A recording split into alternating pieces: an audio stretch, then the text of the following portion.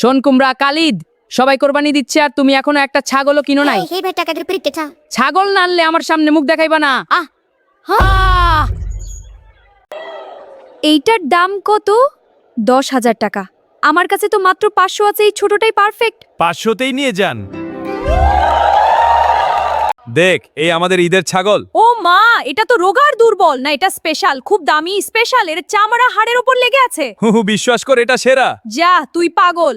আমাকে কোরবানি দিও না, আমি পালাইতে পারি। এইসব কি বলতেছিস? কি ছাগলটা পালাইছে? কি ছাগলটা পালাইছে? কি ছাগলটা পালাইছে? তুই পালাবি কোথায়? কি ছাগলটা পালাইছে? তোমার ছাগল কই?